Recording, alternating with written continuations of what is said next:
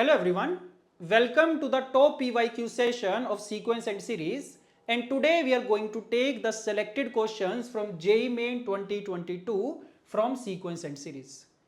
अब 2022 वाला जो ईयर था इसमें ओवरऑल काफी अच्छे लेवल के क्वेश्चंस पूछे गए थे जेई मेन के अंदर मैथ्स में स्पेसिफिकली। तो सीक्वेंस एंड सीरीज में भी आपको कुछ काफी अच्छे क्वेश्चन देखने को मिलेंगे, थोड़े थोड़े नए टाइप के इंटरेस्टिंग टाइप के क्वेश्चन देखने को मिलेंगे। सो काफी कुछ सीखने को मिलेगा हमें। And second at the same time आप ये भी रियलाइज करोगे कि काफी बार क्या होगा कि क्वेश्चन देखने में तो बड़ा मुश्किल लगेगा बट जब सॉल्व करने बैठेंगे बड़े इजीली सॉल्व हो जाएगा। तो ये भी हमारे लिए एक लर्निंग रहेगी आज के सेशन से।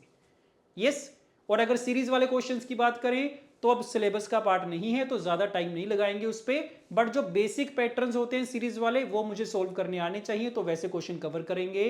And also there is a kind of the questions in the series, recursion series बोलते हैं जिसको। तो पिछले 2-3 साल से वो वाला टॉपिक भी काफी ज्यादा ट्रेंडिंग चल रहा है, तो उसके भी 2 क्वेश्चंस कवर करेंगे काफी अच्छे वाले। आपको आइडिया लग जाएगा कि कैसे सोल्व करा जाता है वैसे क्वेश्चंस को। यस सो स्टार्ट करा जाए। Okay, let us start with question number 1। Suppose a1 a2 up to an is an AP of natural numbers. Natural numbers वाली कंडीशन आ गई। देखो जब भी ऐसी कंडीशन होती है कि नंबर्स इंटीजर्स हैं या नेचुरल नंबर हैं तो पक्की बात है कोई ना कोई रोल तो होगा इसका क्वेश्चन में, ये बात तो कंफर्म है। यस ध्यान में रखेंगे इसको। If the ratio of the sum of the first 5 terms to the sum of the first 9 terms of the progression is this. Ratio दे रखी है, क्या आइडिया लग रहा है कि सर यहां से ना ए और डी में एक रिलेशन आ जाएगा, मेरे पास एक इक्वेशन आ जाएगी। सही बात है। And A15 lies between this, यहां से ए और डी में दूसरा रिलेशन आएगा। और रिलेट कर पा रहे हो क्या चीजों को कि सर इनइक्वालिटी के फॉर्म में दिए, इसने इक्वेशन के फॉर्म में नहीं दिया। तो काफी ज्यादा चांसेस हैं कि इनइक्वालिटी को सोल्व करने के लिए ना ये जो नेचुरल नंबर वाली कंडीशन है ये हमारी हेल्प करेगी। यस तो हो सकता है कि ए की वैल्यू आ रही होगी 4.5 से लेके 5.5, तो पता चल जाएगा कि सर ए तो 5 के बराबर ही हो सकता है क्योंकि नेचुरल नंबर है। तो काफी ज्यादा चांसेस है वैसी कुछ सिचुएशन बन रही होगी। पूछा क्या गया, sum of the first 10 terms of the progression पूछा गया। तो टारगेट हमारा वही है, ए और डी की वैल्यू फाइंड करनी है। ए और डी पता चल गया सब कुछ आ जाएगा। तो कर दें ट्राई, सिंपली फॉर्मूलाज लगाने लगा देते हैं झट से।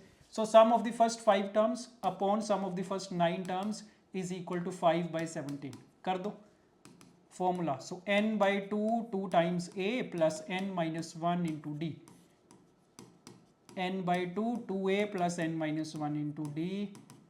a और d में एक रिलेशन आ रहा है मेरे पास, 2 cancel out, this is 5 into 3। एक 2 का फैक्टर भी ऊपर नीचे से कैंसिल आउट हो जाएगा तो यहाँ पे a प्लस 2d बचेगा। सो 17a प्लस 34d। यहां से भी a प्लस 4d बच रहा है। So 27, this is not 27, 5 cancel out हो गया था ये तो, sorry. So we are getting what 9a plus 36d, right. So क्या आ गया हमारे पास, we are getting 8a is equal to 2d, that means d is equal to 4a, right. ठीक है, दूसरी कंडीशन कौन सी, A15 क्या वैल्यू होती है, a प्लस 14d। लगा दो 110 से 120। क्या करें, या तो सब कुछ a की टर्म्स में एक्सप्रेस कर लो या सब कुछ d की टर्म्स में, एक ही बात है। तो d की टर्म्स में कर ले, d की वैल्यू पुट कर देते हैं। d is equal to 4a put करेंगे, क्या बनेगा 57a बन जाएगा। ये बता दो देख के, a की वैल्यू क्या आनी चाहिए, लग गया पता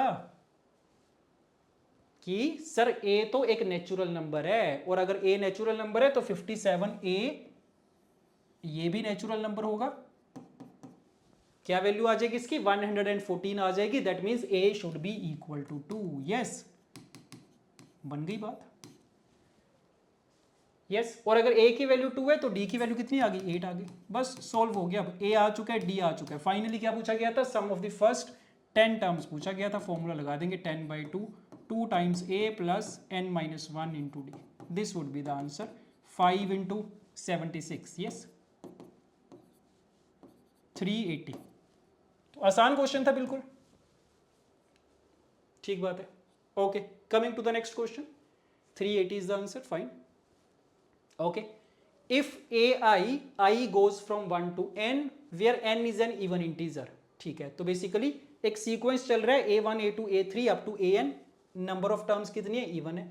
is an arithmetic progression with common difference 1 and ये दो समीशंस दे रखे हैं, ओके। Then N is equal to, N की वैल्यू पूछी गई है, तो ए पी गिवन है, नंबर ऑफ टर्म्स इवन है ये पता है, कॉमन डिफरेंस पता है, दो सिग्मास की वैल्यू दे रखी है, तो डाटा तो काफी है, इंफॉर्मेशन तो काफी है। ट्राई करके देखते हैं। सिग्मा को एक्सपैंड करके लिखूंगा पहले तो मैं, तभी कुछ आइडिया लगेगा। फर्स्ट वाले सिग्मा को ओपन करते हैं, क्या बन रही है, a1 plus a2 plus a3 plus up to an, right. This is equal to 192।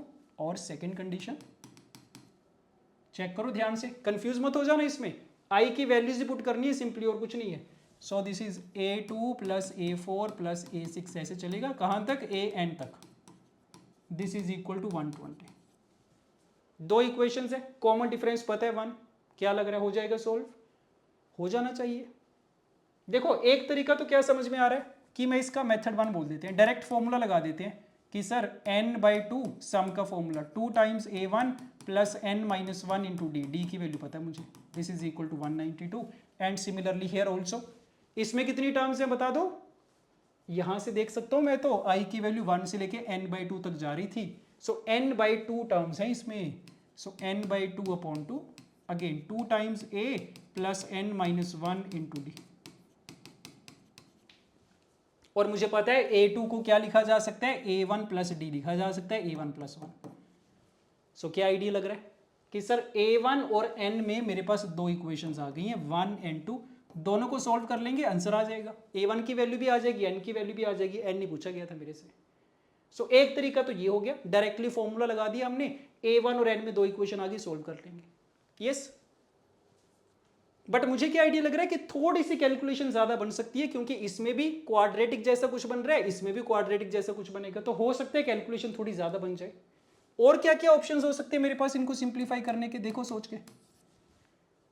एक फॉर्मूला और भी लगाया जा सकता था सर इसका, same n/2 a1 plus an, सही बात है, पता ही है हमें, दिस इज 192। इसमें भी यही लगा के देखते हैं। सो n/2 upon 2 that is n/4 a2 plus an, yes ये लगा दिए सपोज हमने, दिस इज इक्वल टू 120। अब सोच के देखो, इन दो इक्वेशंस को अगर मैं सोल्व करूं, क्या सिचुएशन बन रही है, ये ज्यादा आसान लग रहा है देखने में, देखो चीज तो हम वही कर रहे हैं, नथिंग स्पेशल, बट यहां पे देखने में क्या आइडिया लग रहा है, देखो ध्यान से, कि अगर इसको मैं मल्टीप्लाई करूंगा, we are getting something like this, 192 into 2, ये बन गया, और यहां से अगर मल्टीप्लाई करेंगे क्या आ रहा है, वी हैव 480। अब अगर मैं दोनों को सब्ट्रैक्ट कर दूं सिंपली, क्या बन जाएगा, n इंटू an तो कैंसिल आउट हो जाएगा, दोनों को सब्ट्रैक्ट कर रहे हैं, सो क्या बन जाएगा ये, this is n times a2 minus a1 is equal to 480 minus 384 that is 96। Yes, और a2 माइनस a1 तो क्या है, कॉमन डिफरेंस है, तो इसकी वैल्यू तो 1 के बराबर है ही है वैसे ही। सो देख रहे हो n की वैल्यू मेरे पास डायरेक्टली आ गई 96। वैसे तो अगर तुम मेथड 1 से भी करोगे सिमिलर चीज ही आएगी, कोई ज्यादा डिफरेंस है नहीं है। यस, ठीक बात है। अच्छा, एक तरीका और भी हो सकता था, सोच के देखो, ये थोड़ा सा इंटरेस्टिंग तरीका है, ये दोनों तो सिमिलर ही थे। एक इंटरेस्टिंग तरीका क्या है, सोचना ध्यान से, यहां पे सारी टर्म्स का सम है, यहां पे ऑल्टरनेट टर्म्स का सम है, तो अगर मैं इन दोनों को सब्ट्रैक्ट कर दूं, इसको इक्वेशन नंबर 3 बोल देते हैं, लेट अस से इसको बोल देते हैं इक्वेशन नंबर 4, तो सुनना 3 माइनस 4 कर रहा हूं मैं, क्या आएगा,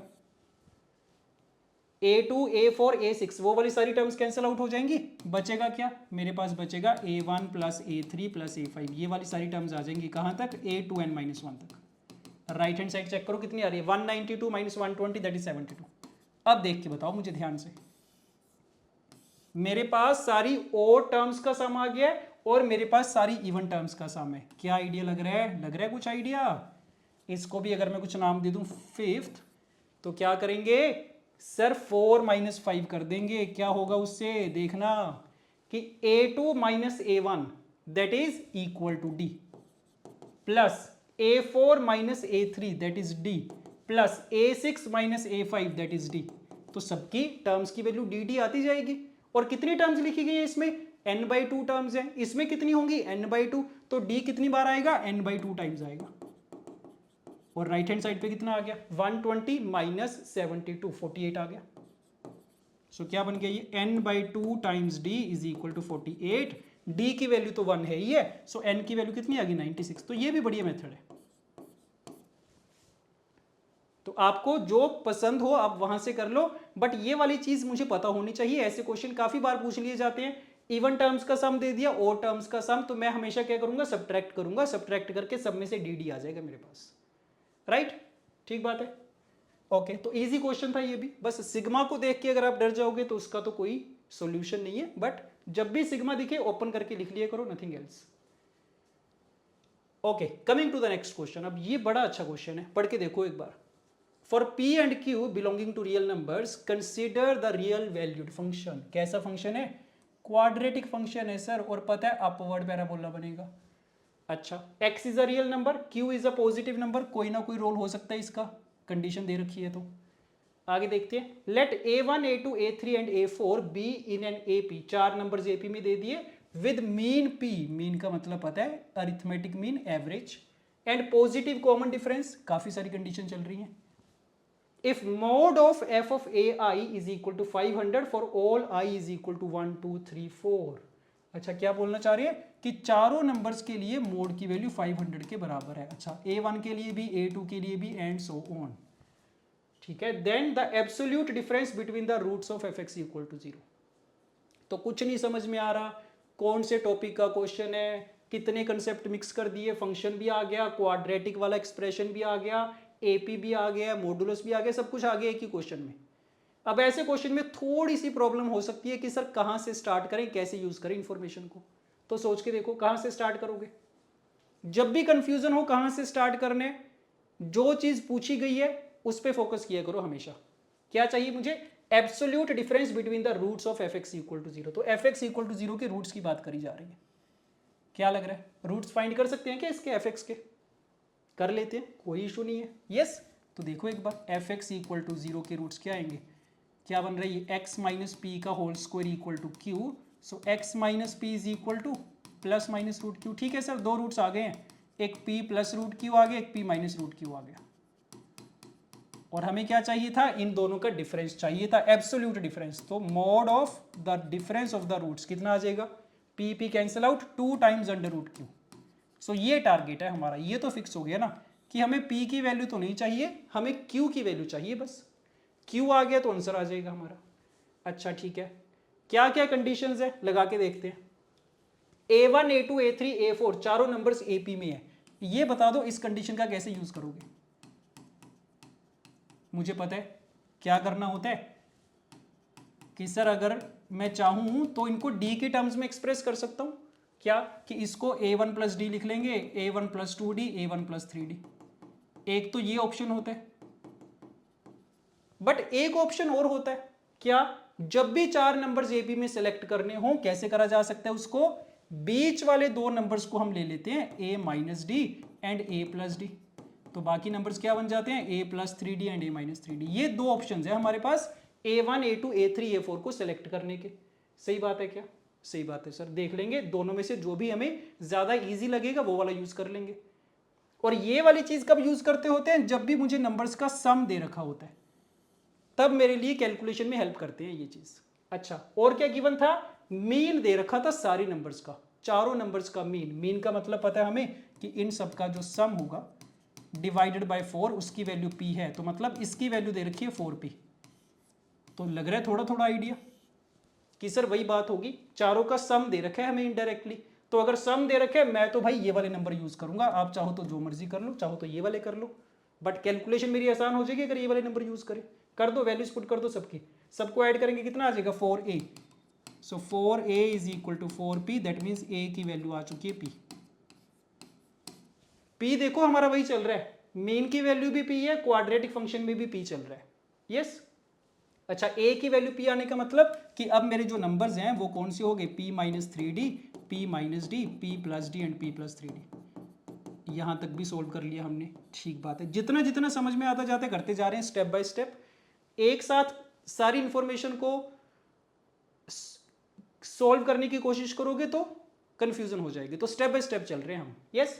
पॉजिटिव कॉमन डिफरेंस, d की वैल्यू पॉजिटिव है, दिमाग में रखेंगे अगर जरूरत पड़ेगी तो। आगे देखते हैं। अच्छा ये वाली कंडीशन सोचना पड़ेगा कैसे यूज करें, mode of F I is equal to 500, सोच के बताओ। तो क्या दे रखे है, मोड ऑफ एफ ऑफ 1 दे रखा है 500। अगर सिर्फ इसी को सॉल्व करने की ट्राई करें, बाकी तो फिर सिमिलर तरीके से हो ही जाएंगे, एफ ऑफ ए टू वाला भी एफ ऑफ ए थ्री। तो इसको कैसे सॉल्व करेंगे, दो तरीके हो सकते हैं, या तो मैं मॉडुलस को हटाने के लिए प्लस माइनस का यूज करूंगा, या फिर दोनों साइड पे स्क्वायरिंग करेंगे। सही बात है। और a1 की वैल्यू मुझे पता है p माइनस 3d, तो ये सॉल्व करना है मुझे, f of p minus 3d, इसकी वैल्यू चाहिए 500। और f of p minus 3d की वैल्यू कितनी आएगी मेरे पास, अच्छा यहां पे पुट कर दूंगा मैं सर, p माइनस 3d करेंगे तो p तो कैंसिल आउट हो जाएगा, माइनस 3d का स्क्वायर, सो ये बन जाएगा 9d स्क्वायर माइनस q, ऐसा कुछ आ जाएगा, दिस इज इक्वल टू 500। सही बात है, लग रहा है बात बन जाएगी। डी और क्यू में एक इक्वेशन आ गई है, बट अभी भी मुझे मॉडुलस को देख के थोड़ा सा डर लग रहा है, क्योंकि दो केसेस बनाने पड़ेंगे उससे। चलो कोई नहीं, दूसरा सॉल्व करके देखते हैं। F of A two check करो क्या आएगा, इसका मॉडुलस भी 500 है, यहां से क्या बनेगा, एफ ऑफ ए टू की वैल्यू क्या थी, p minus d, this is equal to 500। और f of p minus d यहां से देखो क्या आ रहा है, डी स्क्वायर माइनस क्यू आ रहा है, so mod of d square minus q, this is also equal to 500। तीसरा अगर चेक करके देखेंगे एफ ऑफ ए थ्री, तो थोड़ा थोड़ा आइडिया लग रहा है कि सर जब एफ ऑफ ए थ्री करेंगे ना तो F of P plus D बनेगा, और f of P plus D की वैल्यू भी तो सेम ही आएगी। यस, और जब F of A four put करेंगे, ए फोर की वैल्यू पी प्लस 3d है, इसमें रखेंगे तो वो तो सेम ही आएगा। तो इफेक्टिवली मुझे चार इक्वेशंस नहीं मिल रही, दो इक्वेशंस मिलेंगी, ये वाली और ये वाली। सोल्व कर सकते हैं क्या दोनों को, हो जानी चाहिए कि सर दो केसेस बना लेते हैं, दो क्या ज्यादा ही बन जाएंगे, प्लस माइनस करके देखेंगे तो, राइट। तो क्या क्या केसेस बन रहे हैं देखो, केस 1 बन गया 9d square minus Q is equal to 500, और d square minus Q is also equal to 500। ये चेक करो पॉसिबल है क्या, दोनों को सब्ट्रैक्ट करेंगे, 8d स्क्वायर इक्वल टू 0 आ गया, d की वैल्यू 0 आ गई, सर पॉसिबल ही नहीं है। केस 2 चेक करो, 9d square minus Q is equal to 500, दूसरे वाले को नेगेटिव कर देते हैं, पॉसिबल है क्या, दोनों को सब्ट्रैक्ट करेंगे, 8d square is equal to 1000, so d square is equal to 1000 by 8, 1000 by 8 कितना होता है 125, d की वैल्यू प्लस और माइनस 25 आ गई, 25 नहीं आई, सॉरी 125 तो किसी का स्क्वायर नहीं है, d क्या चाहिए था, पॉजिटिव कॉमन डिफरेंस, कोई बात नहीं, d की वैल्यू क्या आ गई है, प्लस टाइम्स अंडर रूट 125 आ गई है, सो 5√5, यस ठीक बात है। तो ये वाला केस तो वैलिड लग रहा है, इसमें d की अच्छी वैल्यू मिल रही है, q की वैल्यू भी चेक कर लो कैसी आ रही है इसमें, सो d स्क्वायर 125 माइनस q, तो यहां से q की वैल्यू कितनी आएगी फिर 125 प्लस 500 625 आ जाएगी d की q की वैल्यू। और मुझे चाहिए क्या था, 2 टाइम्स अंडर रूट q चाहिए था, तो अगर q की वैल्यू मैं 625 रखूंगा तो आंसर आ रहा है क्या, हाँ जी यहां से आंसर आ रहा है 2 टाइम्स 25 दैट इज 50 आ रहा है यहां से, तो ये वैलिड आंसर लग रहा है, काफी ज्यादा चांसेस है यही सही होगा हमारा। और कौन कौन से केसेस है वो भी देख लो एक बार चाहो तो, केस 3 देख लो, क्या फर्स्ट वाले को नेगेटिव कर देते हैं सर और सेकंड वाले को पॉजिटिव कर देते हैं, ऐसा हो सकता है क्या, हो ही नहीं सकता सर, दोनों को डिफरेंस करेंगे तो डी स्क्वायर की वैल्यू नेगेटिव में आ जाएगी, minus 1000 by 8, not possible. And finally case 4, जब दोनों नेगेटिव हैं वो भी पॉसिबल नहीं है, डी की वैल्यू नेगेटिव आ जाए 0 आ जाएगी, बात बन गई है। 4 केसेस बन रहे थे, चारों में से 3 हमारे रिजेक्ट हो गए, एक ही केस बचा, सो आंसर आ चुका है 50 वुड बी द आंसर। सो देख रहे हो, सो कुछ खास नहीं करा गया, बस क्योंकि मल्टीपल कंसेप्ट्स आ गए थे इसीलिए लग रहा है क्वेश्चन थोड़ा मुश्किल बन गया। तो पहले रूट्स फाइंड करे गए, उनका डिफरेंस क्यू की टर्म्स में आ गया, फिर एपी का कंसेप्ट लगाया गया कि अगर 4 नंबर मुझे एपी में एज्यूम करने होंगे मैं ये वाले कर लूंगा, वहां से मेरे पास पी और डी की टर्म्स में आगे सारे नंबर्स, उसके बाद मॉडुलस की वैल्यूज लगाई गई, कंडीशंस लगाई गई, नथिंग एल्स। यस ठीक बात है। अच्छा मैं ना तुम्हें एक और अच्छी इंटरेस्टिंग चीज बताता हूं, बड़ी सीखने वाली, इसमें मैंने 4 केसेस बना के सोल्व करा, बट अगर मैं तुमसे पूछूं कि भाई मुझे देख के बताओ कि mode of F of A1 की वैल्यू अगर 500 है तो एफ ऑफ ए1 की वैल्यू प्लस 500 होगी या माइनस 500, बता सकते हो क्या, सोच के बताना आराम से, क्या ये बता पाना पॉसिबल है कि किस नंबर की वैल्यू 500 होगी, किसकी माइनस 500 होगी, कैसे पता करें, अगर पता करने तो देखो ट्राई करते हैं। एफ एक्स का मुझे पता है ग्राफ कैसा बनेगा, एफ एक्स का ग्राफ तो क्वाड्रेटिक है सर, पैराबोला बनेगा, एक्स स्क्वायर का कोफिशिएंट पॉजिटिव है, अपवर्ड पैराबोला बनेगा। तो ये बात तो ठीक है कि एफ एक्स का ग्राफ ऐसा बनेगा कुछ समथिंग लाइक दिस। अब जो a1 a2 a3 a4 वाले नंबर्स है वो कैसे हैं, AP में और पॉजिटिव कॉमन डिफरेंस है, मतलब अगर नंबर लाइन पे उनको रखेंगे तो सबसे पहले a1 आएगा, फिर a2 आएगा, फिर a3, फिर a4, ऐसे आएंगे कुछ, ऐसे मान लिया हमने रैंडम कुछ भी। अब सोच के देखो, दो नंबर्स ऐसे हैं जिन पे फंक्शन की वैल्यू, नो नॉट दो नंबर्स, चारों नंबर्स ऐसे हैं जिन पे फंक्शन की वैल्यू या तो 500 है या -500 है। तो अगर मैं इस ग्राफ को देख के बताऊं तो या तो मुझे y की वैल्यू एफ एक्स की वैल्यू या तो 500 चाहिए, मतलब ऐसी लाइन बना ली हमने y इक्वल टू 500 वाली, या -500 चाहिए ऐसे। तो दिख रहा है सब कुछ अब क्या कि सर 500 तो वैल्यू ग्राफ की दो ही पॉइंट्स पे आ सकती है, एक टाइम पे 4 बार तो आ नहीं सकती। तो मतलब यहां पे 500 आएगी, यहां पे 500 आएगी।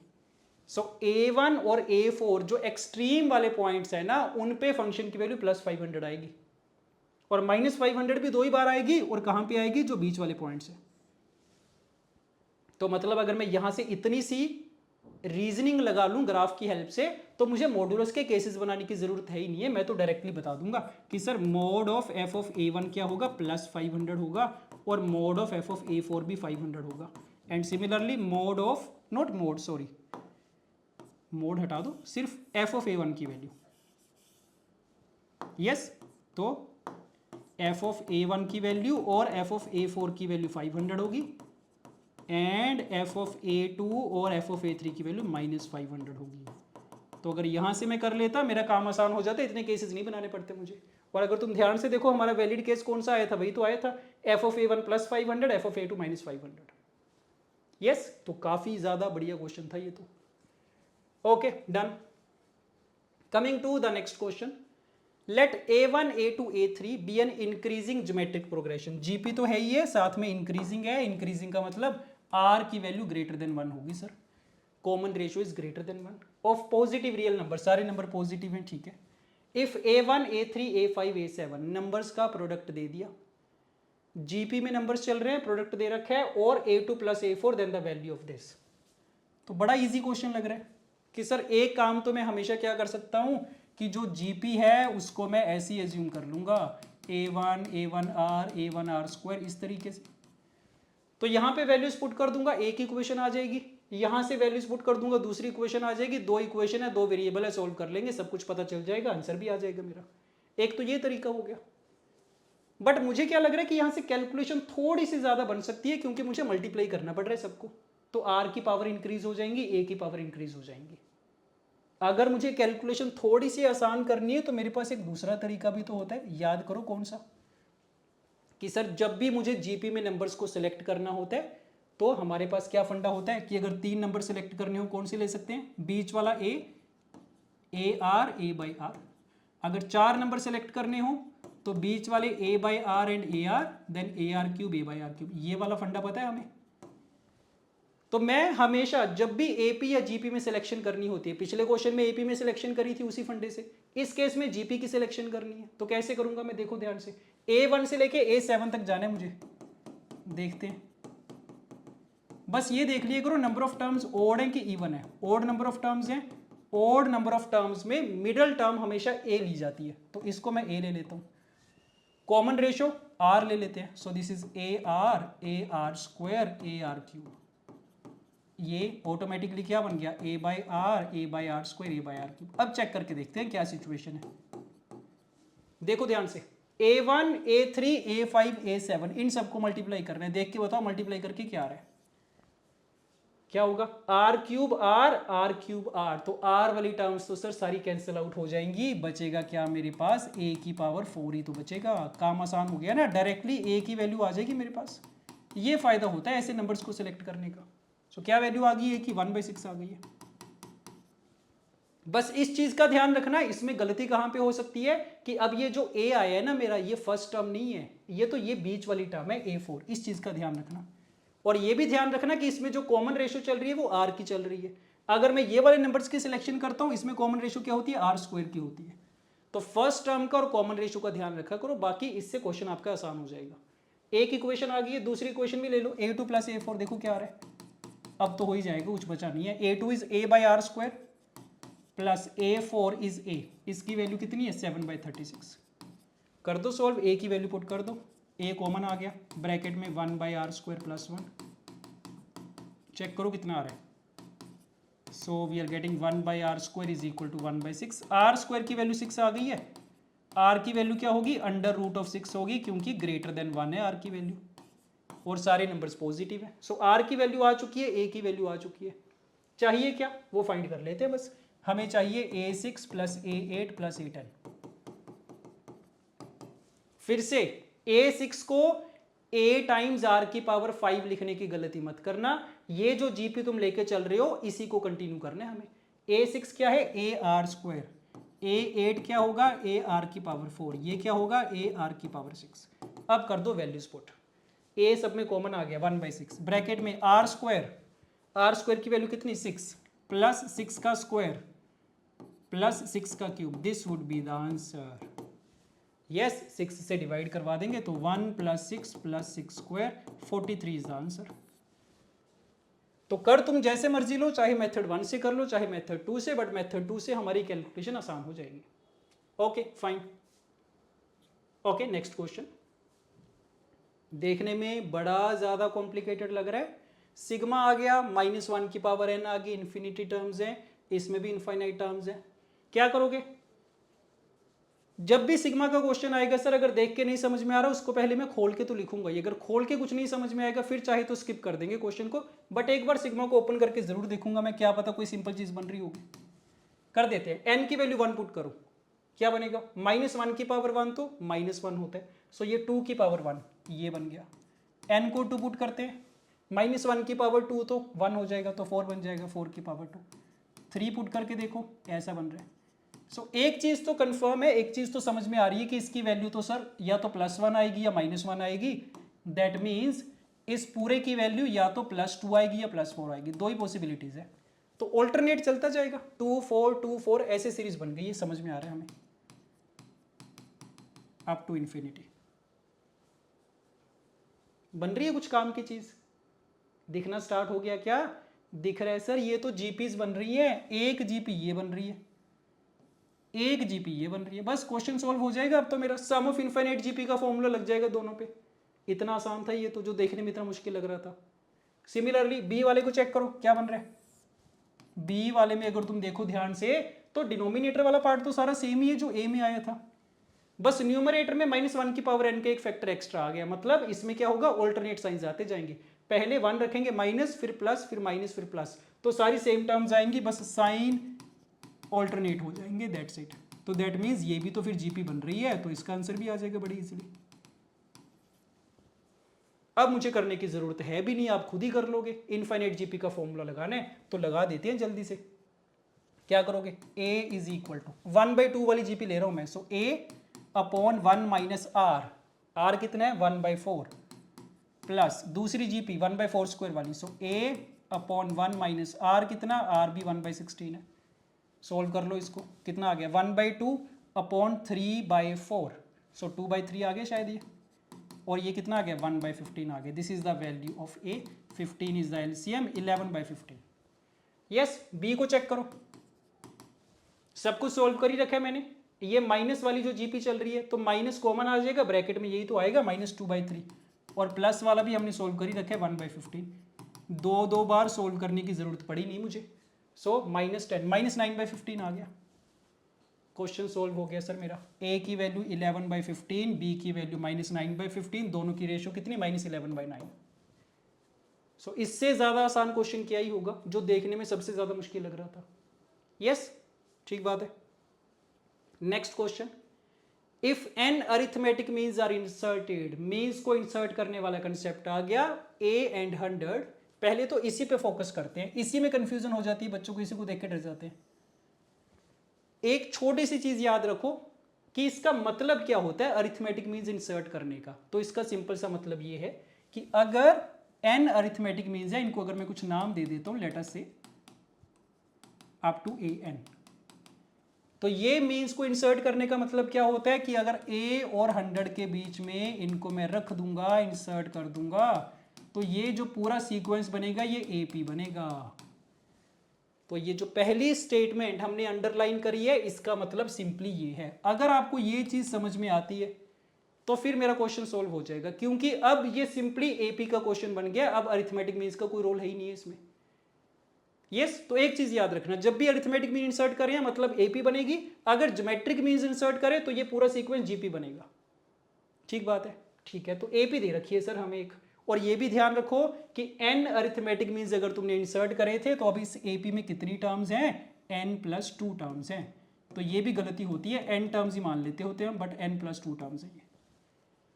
यस, और ये भी याद रखा करो कि सर मेरे लिए पॉसिबल है कि मैं सारे अरिथमेटिक मीन की वैल्यू फाइंड कर सकता हूँ 1 by 1। कैसे? मुझे पता है A1 की वैल्यू क्या होगी, A+D, A2 की वैल्यू क्या होगी, A+2D, ऐसे आता जाएगा। और D की वैल्यू मैं कैसे फाइंड कर लूंगा, with the help of the first term and the last term. तो मुझे पता है जो लास्ट टर्म है 100, वो कौन से नंबर वाली टर्म है, n+2th टर्म है, तो उसका फॉर्मूला A+n+1 इंटू D। तो D की वैल्यू मेरे पास हमेशा यहां से आ जाती है। तो इसको ऐसे याद रखा करो कि सर फर्स्ट टर्म और लास्ट टर्म की हेल्प से मैं कॉमन डिफरेंस फाइंड कर लूंगा। एक बार अगर कॉमन डिफरेंस आ गया सारे मीन्स की वैल्यू भी आ जाएगी। इतनी सारी कहानी अगर मुझे पता है तो ऐसे क्वेश्चन में कभी कोई डाउट नहीं आएगा। आगे देखते हैं। Such that the ratio of the first mean to the last mean is 1/7। So A1/AN, ये रेशियो दे रखी है मुझे 1/7। एंड A+N, एक और रिलेशन दे रखा है A और N में। पूछा क्या गया, N की वैल्यू पूछी गई है। हो जाना चाहिए। कितने अननोन्स दिख रहे हैं पूरे क्वेश्चन में, A is the unknown, D is the unknown, N is the unknown. 3 unknowns है ना। A1 की वैल्यू तो मुझे पता है कैसे लिख सकता हूं, अभी हमने देखा था A+D लिख सकते हैं। ये A7 नहीं था, AN था।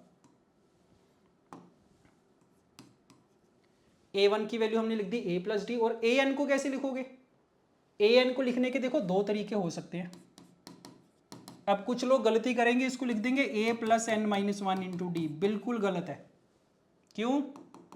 क्योंकि चेक तो करो कि AN जो है वो कौन से नंबर वाली टर्म है, वो nth टर्म नहीं है। स्टार्टिंग में A भी तो पढ़ा है, तो वो n+1th टर्म है। सो AN को A+n इंटू D लिखा जा सकता है। तो या तो इसको A+n इंटू D लिख लो, या फिर दूसरा ऑप्शन क्या कि AN को सर 100 - D भी तो लिख सकते हैं, उल्टा चल लेते हैं, ऐसे भी लिखा जा सकता है। अब तुम्हारे सामने है सारी situation, A, D, A, N, D, A and N। 3 unknowns हैं, 3 इक्वेशन है, सोल्व करनी पड़ेगी। थोड़ी कैलकुलेशन बन सकती है, बट अब मुझे पता है क्वेश्चन सोल्व हो जाएगा। कैसे करूंगा मैं कि सर अगर मुझे n की वैल्यू चाहिए तो मैं तीनों में से A और D को एलिमिनेट कर दूंगा, सब कुछ n की टर्म्स में एक्सप्रेस करने की ट्राई करूंगा। यस, तो देखते हैं यहां से A को फाइंड आउट कर लेते हैं D की टर्म्स में। तो 7A + 7D is equal to 100 - D। क्या आ गया, so we have 7A is equal to 100 - 8D। Fine, हमें n चाहिए था। यहां पे D की वैल्यू थोड़ी सी मेहनत लगेगी ना इसमें। अच्छा, एक काम ये कर लेते हैं, फिर A की वैल्यू यहां से उठा लेते हैं, यहां पे पुट कर देते हैं। हमें सब कुछ n की टर्म्स में चाहिए, तो A की वैल्यू मैंने यहां से पुट कर दी, 33 - n is equal to 100 - 8 into D। D की वैल्यू यहां से पुट कर देंगे, 100 - A, और A फिर से कितना, 33 - n अपॉन n+1, ऐसा कुछ बन गया। सो दिस इज द इक्वेशन जो मुझे सोल्व करनी है। क्या लग रहा है, हो जाएगी? हो तो जाएगी सर, क्वाड्रेटिक बनेगी, क्रॉस मल्टीप्लाई करेंगे, बट देख के सोल्व करने का मन ही नहीं कर रहा है इसको। तो पता चल रहा है काफी बड़े बड़े नंबर्स है, खूब टाइम लगेगा इसमें। तो क्या करूंगा ऐसी सिचुएशन में, मैं सोल्व करने मत बैठ जाना इसको, ऑप्शन की हेल्प ले लिए करो। ऑप्शन इसीलिए तो दे रखे हैं। तो n की वैल्यूज 21, 22, 23, 24, 1 by 1 डाल के देख लेना। n इज इक्वल टू 21 के लिए चेक करना सेटिस्फाई हो रहा है कि नहीं, 22 के लिए चेक करना, 23 के लिए, 24 के लिए। तो जब तक मैच नहीं कर जाता चेक करते रहेंगे। तो ये भी एक इंपॉर्टेंट लर्निंग है क्या, कि सर ऑप्शंस की हेल्प जहां जहां मेरे लिए कन्वीनियंट होगा मैं लेना सीखना है मुझे, कि कहां पे ऑप्शन की हेल्प ली जा सकती है। यस, ठीक बात है। तो चेक करना, you will get n is equal to 23 as the answer. ठीक है, वेरीफाई कर सकते हैं। Okay, next question, the series of positive multiples of 3, ठीक है, 3 के मल्टीपल्स की सीरीज बनाई गई है, is divided into the sets, ठीक है, इतने सेट्स हैं, first, second, third, then the sum of the elements in the 11th set is equal to. ऐसे क्वेश्चंस भी काफी कॉमन है कि सेट्स में डिवाइड कर दिया, इसमें 3 के मल्टीपल चल रहे हैं, काफी बार ऐसे क्वेश्चंस ही आ जाते हैं बिल्कुल सिंपल कि पहले काउंटिंग ही चल रही है, पहले 1 आ गया, फिर 2 3 आ गया, फिर 4 5 6। तो पैटर्न जैसा मर्जी बना के दे सकते हो, तुम्हें सेट्स में डिवाइड करके पूछ लिया जाएगा कि 50th सेट में बता दो कितने एलिमेंट्स होंगे, नंबर ऑफ एलिमेंट्स या सम ऑफ एलिमेंट्स क्या होगा। तो इस टाइप के क्वेश्चंस जितने मर्जी बनाए जा सकते हैं, बस हमें करना क्या होता है, पैटर्न आइडेंटिफाई करना होता है, nothing else is required. Yes, तो देखो करते हैं ट्राई। क्या पूछा गया, ये हमें कुछ सेट दे रखे हैं, इनको नाम दे देते हैं, सेट 1, सेट 2, सेट 3। कौन सा सेट चाहिए मुझे, 11th सेट, और उसके एलिमेंट्स का सम चाहिए। पहली सीखने वाली चीज क्या है कि सर मुझे ना S11 के सारे एलिमेंट्स पे फोकस नहीं करना, मुझे सिर्फ इसके फर्स्ट एलिमेंट पे फोकस करना है। अगर फर्स्ट एलिमेंट आ गया तो बाकी तो सारे आ ही जाएंगे, मुझे पता है बाकी जो एलिमेंट्स आएंगे 3 3 ऐड करके आते जाएंगे। तो फर्स्ट एलिमेंट पे मेरा टारगेट रहेगा, ये फाइंड करना है। अब ये कैसे फाइंड करें, ये सोचना पड़ेगा। 2 तरीके हो सकते हैं इसको अप्रोच करने के, ध्यान देना। मेथड 1 तो क्या कि मैं क्या करूंगा सर, जितने भी सेट्स हैं ना उन सबके फर्स्ट एलिमेंट्स को देखना स्टार्ट करूंगा कि इनमें कुछ पैटर्न चल रहे हैं क्या। तो देखते हैं, सिर्फ फर्स्ट एलिमेंट्स की अगर बात करें, सेट 1 का फर्स्ट एलिमेंट 3, सेट 2 का 6, सेट 3 का 15, 1 2 नंबर जोर लिख लो, हेल्प हो जाएगी। सेट 4 में क्या आएगा, 30 आएगा, इतना काफ़ी है, नहीं तो फिर लिखना पड़ेगा पूरा, तब जाके पता चलेगा। तो सोच के देखो, कुछ पैटर्न नजर आ रहा है इसमें कि कैसे लिखे गए हैं इन सेट्स के फर्स्ट वाले एलिमेंट्स। तो अगर मैं डिफरेंसेस देखना स्टार्ट करूं, 3 9 15, कुछ ज़्यादा नहीं आइडिया लग रहा। अच्छा, क्योंकि ये 3 के मल्टीपल है, इसको अगर मैं ऐसे लिखूं, 3 इंटू 1, 3 इंटू 2, 3 इंटू 5, 3 इंटू 10, ऐसा बन रहा है। तो ये 3 का फैक्टर तो सब में कॉमन चल रहा है, क्योंकि 3 के मल्टीपल्स ही हैं, पता ही है वो तो। अब चेक करो, 1 2 5 10, इनमें कुछ रिलेशन नजर आ रहा है। तो अगर तुम थोड़ा सा आइडिया लगाओगे, क्या आइडिया लगेगा कि सर जो 10 है ना वो 3 स्क्वायर प्लस 1 ही तो है, जो 5 है वो 2 स्क्वायर प्लस 1 ही तो है, जो 2 है वो 1 स्क्वायर प्लस 1 है, जो 1 है वो 0 स्क्वायर प्लस 1 है। तो कंप्लीटली स्ट्राइक करने वाली बात है, we can say that. But काफी इजी पैटर्न था, तो पता चल जाना चाहिए हमें। तो पता चल गया कि जो S4 वाला सेट है वो 3 इंटू 3 स्क्वायर प्लस 1 करके आया, S3 वाला 3 इंटू 2 स्क्वायर प्लस 1। इसी को अगर मैं कंटिन्यू कर दूं तो S11 का फर्स्ट एलिमेंट क्या आएगा, 3 इंटू 10 स्क्वायर प्लस 1 आएगा। सर कितना आ गया, 101 इंटू 3, 303, बन गई बात, हो गया काम। अब मुझे पता है S11 वाला सेट कैसा होगा, 303 से स्टार्ट होगा, नेक्स्ट एलिमेंट 306, देन 309, ऐसे चलेगा। बता सकते हो कितने एलिमेंट्स होंगे 11th वाले सेट में। एक काम तो हो गया, फर्स्ट एलिमेंट पता चल गया, बट क्योंकि मुझे सबका सम चाहिए तो मैं तो एपी का फॉर्मूला लगाऊंगा। तो एपी का फॉर्मूला के लिए नंबर ऑफ टर्म्स भी पता होनी चाहिए। तो बता दो नंबर ऑफ टर्म्स कितनी होंगी। फिर से देखना स्टार्ट करेंगे सर पैटर्न कि S1 में कितनी टर्म्स हैं, S1 में तो एक ही टर्म है, S2 में 3 टर्म्स है, S3 में 5 टर्म्स है। ओड नंबर्स चल रहे हैं, ओड नंबर हमेशा या तो 2r प्लस 1 में एक्सप्रेस होंगे या 2r माइनस 1 में एक्सप्रेस होंगे। तो क्या लग रहा है, 2 into 1 minus 1, 2 into 2 minus 1, 2 into 3 minus 1, 2r minus 1 वाली सिचुएशन बन रही है। तो S11 में कितने एलिमेंट्स होंगे, 2 into 11 minus 1, 21 elements would be there. तो बन गई बात, टोटल 21 टर्म्स हैं इसमें। अब तो हो जाएगा, तो सारे एलिमेंट्स का सम क्या आ गया, 21/2, 2 times a plus n minus 1 into D, ये आ जाएगा। सोल्व कर लेना इसको। एक तो ये तरीका हो गया कि मैंने सिर्फ फर्स्ट एलिमेंट्स पे फोकस करा, उनका पैटर्न आइडेंटिफाई कर लिया, ठीक बात है। दूसरा तरीका क्या होता है ऐसे क्वेश्चंस में, चाहे ये वाली सिचुएशन आ जाए या फिर ये वाली सिचुएशन आ जाए, दूसरा होता है कि हम फोकस करते हैं नंबर ऑफ एलिमेंट्स पे, not on the first element but on the number of elements. इसमें हमने फर्स्ट एलिमेंट पे फोकस करा था।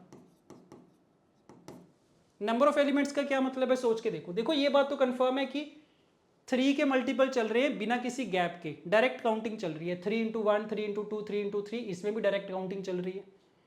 तो मैं क्या करूंगा, मैं चेक करूंगा कि सर जो S11 वाला सेट होगा ना, उससे पहले मतलब S1 से लेके S10 तक टोटल कितने 3 के मल्टीपल्स आ चुके होंगे, कवर हो चुके होंगे, बता सकते हो?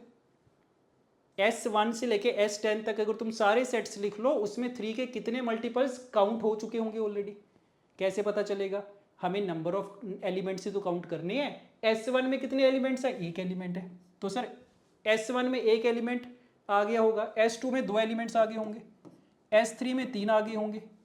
क्या कर रहा हूँ मैं, गलत कर रहा हूँ, सॉरी। S1 में कितने एलिमेंट्स लिखे गए? एक एलिमेंट लिखा गया।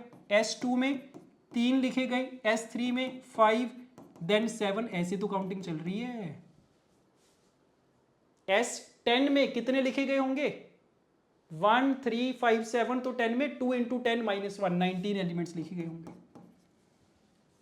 तो इन सबको अगर मैं ऐड कर दूं कितना आ रहा है ये? चाहो तो एपी का फॉर्मूला लगा दो, नहीं तो ऑड नेचुरल नंबर्स का सम क्या होता है? n स्क्वायर होता है। 10 टर्म्स है तो 10 स्क्वायर आ जाएगा।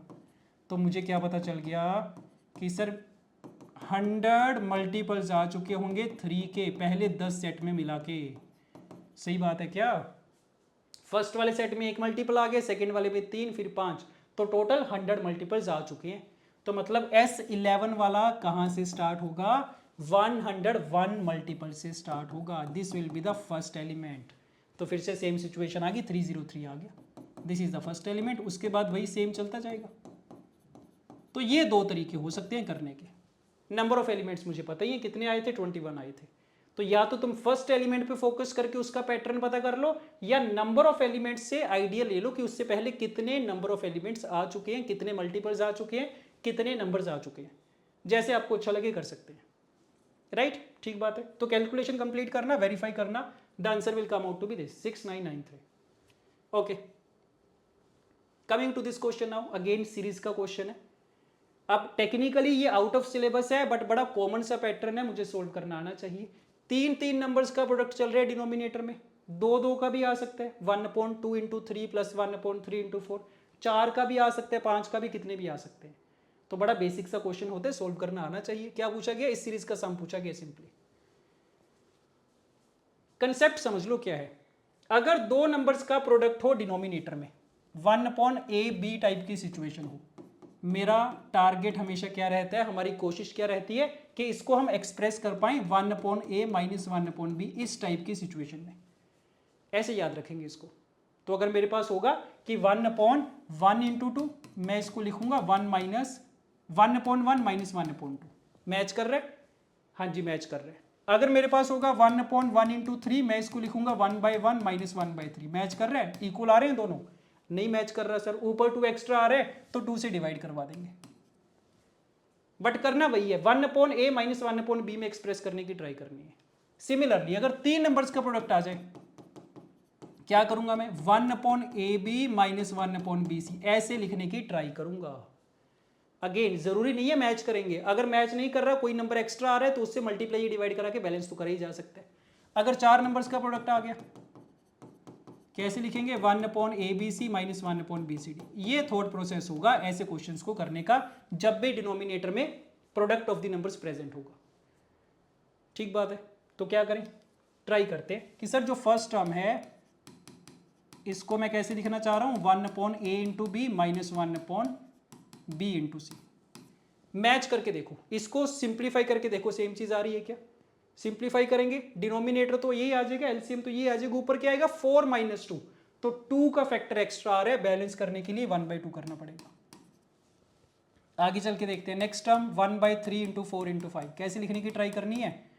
1/3 इंटू 4 माइनस 1/4 इंटू 5। फिर से अगर मैं चेक करूंगा ऊपर कितना एक्स्ट्रा आ रहा है, 5 माइनस 3, 2 का फैक्टर एक्स्ट्रा आ रहा है, बन गई बात। हो गया सर, पैटर्न पता चल गया। अगर पहली 2 टर्म्स में ऐसे हो रहा है तो बाकियों में भी ऐसा ही हो रहा होगा, चेक करने की जरूरत है ही नहीं है मुझे।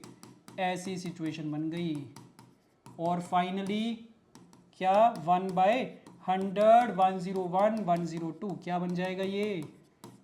1/100 इंटू 101 माइनस 1/101 इंटू 102। सारी टर्म्स को मैंने ब्रेक करके लिख लिया। अब क्या करना है, सबको ऐड ही तो करना है, कर दो ऐड, कौन सी बड़ी बात है। So capital S sum of the terms क्या आ जाएगा? इनको जब मैं ऐड करूंगा देखो ध्यान से, 1/2 तो कॉमन ब्रैकेट में, क्या होगा कि सर टर्म्स की कैंसिलेशन स्टार्ट हो रही है, ये टर्म्स आपस में कैंसिल, ये आपस में कैंसिल, ये भी कैंसिल आउट हो जाएगी और लास्ट में ये भी कैंसिल आउट हो जाएगी। बचेगा क्या, एक तो ये टर्म बच रही है, एक ये टर्म बच रही है, आ गया answer. So 1/2 into 3 minus 1/101 into 102, this is the final answer, this is the sum of the series, not final answer, sum of the series. ये मुझे दे रखे k/101 के बराबर, कैलकुलेशन कर लेना, k की वैल्यू आ जाएगी। यस ठीक बात है, तो याद रखेंगे नेक्स्ट टाइम से ये वाला पर्टिकुलर कंसेप्ट। हालांकि 3 वाले पैटर्न कम पूछे जाते हैं बट 2 वाले पैटर्न खूब पूछे जाते हैं। ओके तो पता होना चाहिए हमें। सो वेरीफाई करना आंसर क्या आ रहा है, it will come out to be 286, देख लेना। ओके ओके अब ये आ गया इंटरेस्टिंग क्वेश्चन, पढ़ के देखो क्या सिचुएशन है। Let an be a sequence such that, an कैसा सीक्वेंस दे रखा है, a0 a1 a2 up to a infinity, infinite sequence है। पहली 2 टर्म्स की वैल्यू दे रखी है, ठीक है। अच्छा और ना रिलेशन दे रखा है an+2 में, an+1 में और an में। ऐसे सीरीज को क्या बोलते हैं, रिकर्शन सीरीज बोलते हैं। तो जिसमें भी आपको जनरल टर्म डायरेक्टली नहीं दे करके एज अ रिलेशन दे रखी होगी, relation of an with the next terms और द प्रीवियस टर्म्स, तो वैसे वाली सीरीज को रिकर्शन सीरीज बोल देते हैं। ऐसे क्वेश्चन काफी आ रहे हैं पिछले 2-3 साल से। For every n greater than और इक्वल टू 0, n की 0 से बड़े वाली सारी वैल्यूज के लिए ये एप्लीकेबल होगा, ग्रेटर देन और इक्वल टू 0 वैल्यूज के लिए। तो चाहो तो तुम वैल्यूज तो पुट कर ही सकते हो, n को 0 रख दिया, 1 रख दिया, 2 रख दिया एंड सो ऑन। ठीक है, पूछा क्या गया, ये पूछा गया है। अब ये क्वेश्चन की शक्ल ही देखने में इतनी ज्यादा डरावनी लग रही है, बट कोई बात नहीं, हमें कंसेप्ट सीखना है कि भाई रिकर्शन वाले को कैसे सोल्व करा जाता है। देखो पहली चीज तो मैं तुम्हें क्या बताऊंगा कि अगर मुझे कुछ भी नहीं समझ में आ रहा तो मेरे पास एक ऑप्शन हमेशा होता है कि मैं ना n की वैल्यूज पुट करना स्टार्ट कर दूंगा स्टेप बाय स्टेप। यस क्या करें, n को 0 रख के देखो, पहले n को 0 रखा, क्या आ गया, a2 is equal to 3a1 minus 2a0 plus 1। Value अभी मैं नहीं पुट कर रहा a0 a1 की, अगर वैल्यू पुट करने बैठ गया तो बड़ा टाइम लग जाएगा और पता नहीं पैटर्न दिखे या ना दिखे। एक बार ऐसे लिख के देखते हैं, n इज इक्वल टू 1, क्या बन रहा है, ऐसे चलता जाएगा ये। तो देखने की ट्राई करेंगे कुछ अगर यहां से बात बन रही है तो। और finally late us say n is equal to, n ही पुट कर दिया मैंने, n पुट कर दो, ठीक है fine, that is fine. See हमारा टारगेट तो क्या है, टारगेट है हमारा an फाइंड करने का, kind of you can say, क्योंकि मुझे पता है अगर इसकी मुझे जनरल टर्म मिल गई, an मिल गई, तो ये सारी चीजें तो मैं फाइंड कर ही लूंगा, a22 a23 24 एंड 25। तो आई एम सेइंग कि अगर मुझे कुछ नहीं समझ में आ रहा, ऐसा रिलेशन आ गया, तो मैं तो क्या करूंगा, वैल्यूज पुट करके बैठ जाऊंगा। और काफी सिचुएशंस में तुम नोटिस करोगे इन सारी इक्वेशंस को ऐड करके कुछ ना कुछ ढंग की चीज मिल जाएगी। तो पहली ट्राई तो मैं वही करूंगा, उसी डायरेक्शन में ट्राई करूंगा कि इनको ऐड करके कुछ बन रहा है क्या। तो सोच के देखो, लेफ्ट हैंड साइड पे तो क्या आ रहा है, लेफ्ट हैंड साइड तो चलो ये आ जाएगी a2 plus a3 plus a4 plus up to an+2। Right hand side check करो ध्यान से, 3a1 माइनस 2a1, यहां से तो थोड़ा सिंप्लीफाई होने की पॉसिबिलिटी लग रही है, 3a2 माइनस 2a2 बन गई सर बात, ऐसा पैटर्न मिल गया मुझे काइंड ऑफ। तो यहां से a1 आ गया, फिर a2 आ गया, 3a3 माइनस 2a3 बन रहा होगा, a3 आ जाएगा, एंड फाइनली इसकी जो प्रीवियस टर्म होगी वो इसके साथ मिलके क्या बना देगी, an बना देगी। समझ में आ रहा है। और क्या कुछ बच रहा है, ये 3an+1 बच रहा है, और क्या कुछ बच रहा है, माइनस 2a0 बच रहा है, बट a0 की वैल्यू तो 0 है तो ये कैंसिल आउट हो गया। और क्या बच रहा है, ये 1 1 भी तो ऐड हो रहे हैं सर, कितने टाइम्स ऐड हो रहे हैं चेक करो, कितनी इक्वेशन लिखी गई थी, देखो ध्यान से, a2 से लेके an+2 तक जा रहे थे। तो अगर 1 से लेके n+2 तक जा रहे होते तो n+2 टर्म्स होती, बट इसमें n+1 टर्म्स होंगी, तो n+1 टाइम्स 1 आ गया, ऐसा कुछ बन गया। तो सिंपली एडिशन करी गई है, ये वाली टर्म्स मेरे पास बच रही हैं। अब देखते हैं इसको ध्यान से। अब देखो यहाँ पे तो a1 से लेके an तक पूरी सीरीज चल रही है, यहाँ पे a2 से लेके an+2 तक चल रही है, तो बाकी सारी टर्म्स कट जाएंगी। लेफ्ट हैंड साइड पे क्या बचेगा, an+2 बचेगा और an+1 बचेगा। राइट हैंड साइड पे क्या बचेगा, a1 ही बचेगा और 3 टाइम्स ये बचेगा। ये चीज बताओ समझ में आ रही है तो, एडिशन सब्ट्रैक्शन चल रही है और कुछ भी नहीं है। यस a1 की वैल्यू भी मुझे 1 0 दे रखी है, ये भी कैंसिल आउट होगी, ये वाला an+1 इस तरफ शिफ्ट करा जा सकता है, तो मेरे पास ऐसा कुछ आ गया। तो मतलब अभी भी देखो सिंप्लीफाई कर लिया हमने, बट प्रॉब्लम क्या हुई कि सर अभी भी ना an की वैल्यू नहीं मिली मुझे, अभी भी रिलेशन ही मिला है an+2 और an+1 में, बट रिड्यूस हो गया मामला। पहले 3 चीज़ों के बीच में रिलेशन था, अब 2 चीज़ों के बीच में आ गया। तो हो सकता है कि इसमें मैं दोबारा से वैल्यूज पुट करना स्टार्ट करूं, दोबारा से ऐड करूं, तो मुझे सिंगल वैल्यू मिल जाए, an की वैल्यू मिल जाए।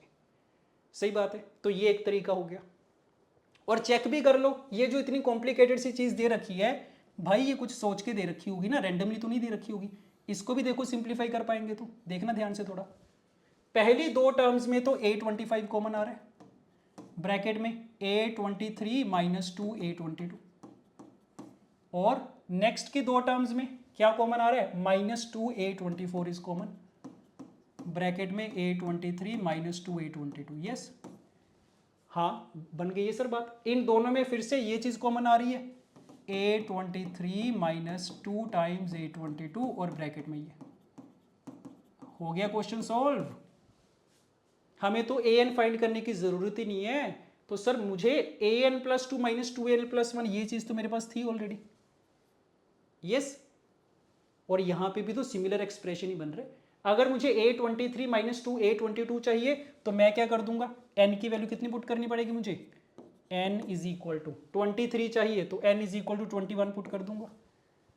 और अगर मुझे चाहिए a25 तो n की वैल्यू कितनी पुट कर देंगे, 23 पुट कर देंगे।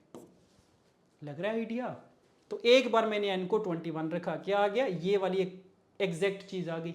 लेफ्ट हैंड साइड पे ये आ गया, राइट हैंड साइड पे कितना आ जाएगा, 22, तो इसकी वैल्यू 22 है। और ये वाली चीज मिलने के लिए n को 23 रखा, राइट हैंड साइड पे कितना आ गया, 24, इन दोनों का product. This is the answer, 22 × 24। Yes और नो। तो ये वाला जो हमने मेथड करा है, ये काफी क्वेश्चंस में आपको हेल्प करेगा, जो भी रिकर्शन वाले क्वेश्चंस आएंगे। बट मैंने साथ में कंडीशन लगाई है कि अगर कुछ ना समझ में आए तो इसको ट्राई करा जा सकता है। बट काफी क्वेश्चंस ऐसे होंगे जिसमें तुम्हें ये भी करने की नहीं जरूरत पड़ेगी, डायरेक्टली सॉल्व हो जाएंगे। यस, अब डायरेक्टली कैसे सोल्व होंगे वो भी करने का तरीका सीखते हैं। अभी मेथड नंबर 2 देखते हैं। मेथड नंबर 2 क्या है ना, कि भाई पहले ही रिलेशन को देख के वैल्यूज डालने मत बैठ जाया करो, पहले जो चीज पूछी गई होती है उस पर फोकस किया करो। That is the learning from here. जो चीज फाइंड करनी है उस पर फोकस करना है हमेशा। जैसे इस केस में मैंने फैक्टराइज करके देखा, मुझे इस टाइप की चीज चाहिए थी, तो यहां से देख के मुझे आइडिया लग जाना चाहिए कि ये दोनों रिलेशन किस फॉर्मेट के है ना, ये दोनों रिलेशन है an+2 - 2 an+1 टाइप के।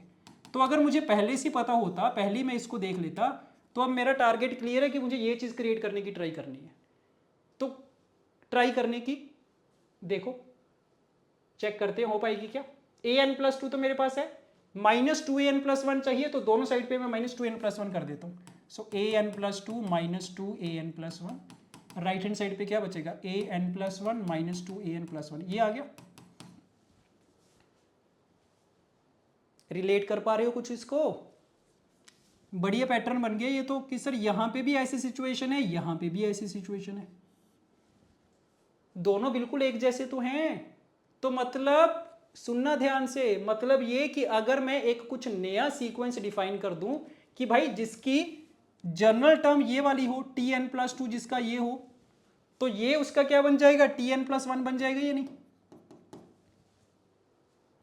थोड़ी सी बढ़िया चीज है, समझने में थोड़ी प्रॉब्लम हो सकती है पहली बार में, बट क्या कहा मैंने कि भाई दोनों बिल्कुल सिमिलर लग रहे थे देखने में, तो इसका मैंने कुछ भी रैंडम नाम रख दिया, tn+2 रख दिया, तो इसका नाम बाय डिफॉल्ट क्या हो जाएगा, tn+1 हो जाएगा। तो मतलब अब हमारे लिए सिचुएशन ये बन गई कि एक नया सीक्वेंस है हमारे पास, जिसकी n+2th टर्म ये है, n+1th टर्म ये। और अगर मैं इस वाले सीक्वेंस को आगे डिटेल में देखूं तो ये सिचुएशन आ गई। मतलब कैसा सीक्वेंस है ये, tn+2 - tn+1 = 1 का मतलब कि सर कोई भी जनरल टर्म माइनस उसकी प्रीवियस टर्म कांस्टेंट के बराबर आ रही है, तो ये तो AP होती है। यस और no, an - an - 1 is constant, AP जिसका कॉमन डिफरेंस 1 के बराबर है। रिलेट कर पा रहे हो या नहीं। अगर नहीं कर पा रहे हो तो फिर से n की वैल्यू पुट करके देख लो, n को 0 रखोगे तो t2 - t1 1 के बराबर, t3 - t2 1, तो सारी कंसेक्यूटिव टर्म्स का जो डिफरेंस है वो सेम आ रहा है, 1 के बराबर आ रहा है। अब मेरा क्वेश्चन आसान हो गया, मुझे पता है ये AP बन रही है, यस, कॉमन डिफरेंस इसका 1 है। मेरा टारगेट क्या है, ये फाइंड करने का टारगेट था A23 माइनस A22। तो ये जो A23 माइनस A22 है इसका नाम क्या हो जाएगा, यहां से देखो, सो Tn+2, इसका नाम T23 हो गया। और दूसरी क्या चाहिए थी मुझे, A25 माइनस 2 A24, इसका नाम क्या हो गया, T25। तो the target is to find T23 and T25। बता दो, AP गिवन है, 23rd term 25th term find कर लेंगे क्या, कर लेंगे सर। कॉमन डिफरेंस पता है, बस मुझे क्या चाहिए, अब एक ही चीज चाहिए, first term of the AP। First term देख लो क्या आएगी। तो अगर मैं n को यहाँ पे 0 पुट करूंगा तो क्या बन रहा है, ये T2 minus T1 is equal to 1 बन रहा है। यस, T1 की वैल्यू चेक करो, पता है क्या हमें, T1 क्या होगा, T1 would be A1 minus 2 A0। सही बात है क्या, इसको नहीं तो अगर ऐसे नहीं देखना तो सिंपली देख लो कि ये जो AP चल रही है इसकी फर्स्ट टर्म क्या होगी, फर्स्ट टर्म होगी T1 और T1 की वैल्यू क्या होगी, देखो Tn+2 का रिजल्ट ये था, तो T1 का रिजल्ट क्या होगा, A1 माइनस 2 A0। अब A1 की वैल्यू भी 0 है, A0 की वैल्यू भी 0 है, तो T1 0 आ गया। तो first term of the AP is 0, common difference is 1। तो फाइंड कर लोगे T23 क्या आ गया, T23 is A+22D sir. A की वैल्यू 0 है, फर्स्ट टर्म 0, D की वैल्यू इज 1, 22 आंसर आ गया। और T25 क्या आ जाएगा, A+24D, A की वैल्यू 0, D की value 1, so 24। So the final answer would be 22 into 24, same चीज आ गई है। तो इट इज ऑलवेज बेटर कि जो चीज मुझे पूछी गई है डायरेक्टली उसी को क्रिएट करने की ट्राई करें, उसी डायरेक्शन में प्रोसीड करें, नहीं तो ये वाला तरीका तो है ही है। यस, ओके, तो बढ़िया क्वेश्चन था काफी, दोबारा देखना, ये वाला मेथड भी देखना करके और ये वाला मेथड भी, दोनों देखना। फाइन, एक क्वेश्चन और करते हैं ऐसे ही बढ़िया सा, सिमिलर क्वेश्चन है। क्या, let an infinite sequence such that, पहली दो टर्म्स की वैल्यू दे रखी है, फिर से an+2 an+1 और an में रिलेशन दे रखा है, काफी सिमिलर सा रिलेशन है, तो रिकर्शन सीरीज के ऊपर बेस्ड है। ये भी पूछा क्या गया इसमें, ये पूछा गया, तो रिलेशन काफी सिमिलर था बट बिल्कुल डिफरेंट चीज पूछी गई है, an/7 की पावर n। तो क्या सीखा था हमने कि सर जो चीज पूछी गई है डायरेक्टली उसी पे फोकस करेंगे। अब मैं वैल्यूज पुट करके नहीं सोल्व कर रहा इसको। सो पूछा क्या गया देख लेते हैं। सो A2 से स्टार्ट हो रहा है, ये चीज ध्यान रखना, ये चीज पूछी गई है मेरे से। अब सोच के बताओ ये चीज मैं डायरेक्टली कैसे क्रिएट करूं with the help of this. पहला स्टेप क्या कर देंगे कि सर an तो मेरे पास है, ये 7 टू द पावर n से डिवाइड कर देता हूं मैं, फिर बाकी बाद में देखी जाएगी। ये सिचुएशन बन गई है। यस, अच्छा अब क्या करना है, एक काम तो कर दिया, 7 की पावर n से डिवाइड कर दिया, अब समीशन भी तो लगाना है। तो समीशन तो लगा ही सकते हैं, किसी इक्वेशन में दोनों साइड पे समीशन लगाने में कोई इशू है ही नहीं है। तो इसका समीशन लग गया, इसका समीशन लग गया, इसका समीशन लग गया, इसका समीशन लग गया। n की वैल्यू कहां से कहां तक चाहिए, 2 से लेके इन्फिनिटी, तो सारे समीशन में n की वैल्यू 2 से लेके इन्फिनिटी है। अच्छा अब सोच के देखते हैं, देखो अगर मैं थोड़ी सी सिमिट्री बनाने की ट्राई करूं ना, यहां पे तो an/7 की पावर n है, यस, यहां पे an+1/7 की पावर n+1। मैं एक काम करता हूं, इसको ना थोड़ा सा अच्छे से लिखता हूं। ये वाली जो चीज है इसको देखो, इस पे फोकस करते हैं। ऊपर an+1 है, नीचे 7 की पावर n। तो अगर मैं थोड़ी सी सिमिट्री बनाना चाहूं, मैं क्या करूंगा, नीचे भी 7 to the power n+1 create कर लूंगा। तो बेसिकली मैंने नीचे 7 से मल्टीप्लाई कर दिया, ऊपर भी 7 से मल्टीप्लाई कर देंगे, बैलेंस आउट हो जाएगा। तो जो पैटर्न यहां पे था वही हमने यहां पे क्रिएट कर लिया। सिमिलरली इसको अगर मैं देखूंगा, ऊपर n+2 है, नीचे भी क्या करेंगे, 7 की पावर n+2 क्रिएट कर लेंगे। मतलब 7 स्क्वायर से मल्टीप्लाई कर दिया, उसको बैलेंस करने के लिए ऊपर भी 7 स्क्वायर से मल्टीप्लाई। यस और नो, ठीक बात है। और ये वाला जो सिग्मा, इसकी तो कोई चिंता है ही नहीं है सर, ये तो ना इनफाइनाइट जीपी बन रही है, इसको तो मैं वैसे ही सोल्व कर दूंगा अलग से। अब देखते हैं क्या फायदा होगा इससे हमारा टारगेट वो था, इसको कैपिटल एस का नाम दे देते हैं, the sum of this is capital S. अब देखते जाना ध्यान से। अब ये जो पूरी चीज है सिग्मा ऑफ दिस, इसका नाम तो क्या है, इसका नाम तो कैपिटल एस है। इसका नाम बताओ क्या होगा, this, what is this, n की वैल्यू 2 से लेके इन्फिनिटी थी, यस तो अगर मैं इसको पुट करना स्टार्ट करूंगा n की वैल्यूज को, क्या बनेगा a3/7 क्यूब, a4/7 की पावर 4, ऐसे तो बनेगा अप टू इन्फिनिटी। क्या ये कैपिटल एस के बराबर है? ये भी नहीं सर, कैपिटल एस में तो ना ये वाली टर्म भी थी एक्स्ट्रा, a2/7², तो कहना ही से कि भाई इसकी वैल्यू तो कैपिटल एस माइनस a2/7² है। यस और no?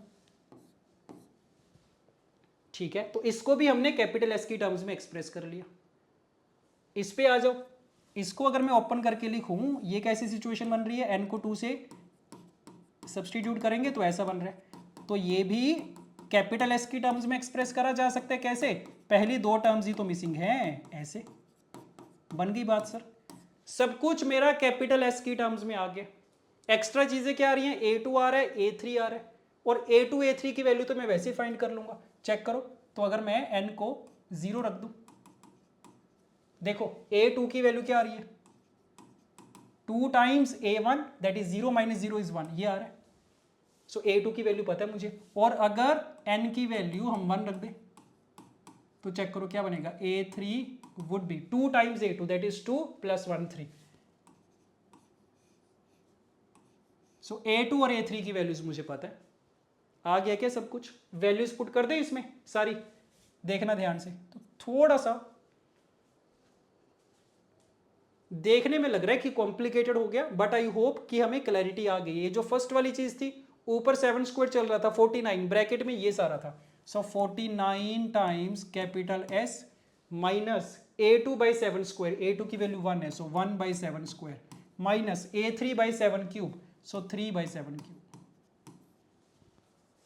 Yes okay, is equal to में क्या था ये चेक करो, 7 इंटू 2 14 चल रहा था, 14 के साथ ब्रैकेट में s माइनस a2/7², ये यस माइनस s, इसका नाम कैपिटल S, और ये infinite GP a/1 minus r। ये हो गया क्वेश्चन सोल्व हमारा। टर्म्स ब्रैकेट्स ओपन कर लेंगे, s वाली टर्म्स एक साथ कर लेंगे, 49s माइनस कितना बन जाएगा ये 13s, तो 36s बच रहा है, या फिर वैसे डायरेक्टली मल्टीप्लाई कर लो। सो 49s माइनस कैंसिल आउट होके 1 बचा, कैंसिल आउट होके 3/7, राइट हैंड साइड पे 14s minus 2/7 minus s plus ये कितना बन जाएगा, एक 7 कैंसिल आउट हो जाएगा तो 1/42, ऐसा कुछ बन गया। तो s की वैल्यू आ जाएगी, 13 यहाँ से आ गया, 36s यहाँ से आ गया। So 36s is equal to 1/42 minus 2/7 plus 1 plus 3/7। अब तो कैलकुलेशन चल रही है, 42 is the LCM, 1 plus 42 plus 6, so 49/42 ऐसा कुछ आ रहा है। सो s की वैल्यू क्या आ गई, 49/42 into 36, 7 times 7, 7 times 6, 7/216 would be the answer. Yes, बड़ा कॉम्प्लिकेटेड हो गया सर ये तो। कॉम्प्लिकेटेड देखने में लग रहा है क्योंकि कैलकुलेशन थोड़ी सी कॉम्प्लिकेटेड है, बट कंसेप्ट वाइज सोचा जाए तो कुछ नहीं करा हमने, बड़ा ही आसान था, पिछले वाले क्वेश्चन से भी ज्यादा आसान था, क्योंकि ये चीज जो हमें क्रिएट करनी थी बड़े डायरेक्टली क्रिएट हो गई। an मेरे पास था, 7 की पावर n से डिवाइड कर दिया मैंने, सिग्मा लगा दिया। उसके बाद हमने बस ये चीज करी है कि सर क्योंकि ये वाला इस वाले फॉर्मेट में है ना, तो बाकी सबको भी उसी फॉर्मेट में एक्सप्रेस कर ले। अगर ऊपर an+1 है, नीचे 7 की पावर n+1 क्रिएट कर ले, ऊपर an+2 है तो नीचे 7 की पावर n+2 क्रिएट कर ले। तो अगेन ये दोनों क्वेश्चंस काफी ज्यादा बढ़िया क्वेश्चन थे, और आपको खुद से एक बार ट्राई करने पड़ेंगे, जब तक अपने हाथ से नहीं करोगे तब तक नहीं समझ में आएंगे। यस, तो this is it for now. So अगर किसी टॉपिक वाइज क्वेश्चंस की प्रैक्टिस की जरूरत है आपको from the PYQs, you can go to the marks app, उसमें टॉपिक वाइज क्वेश्चंस आपको मिल जाएंगे from the previous year, you can practice from there. Yes, okay, so this is it for now, let us meet in the next session. Okay, bye bye.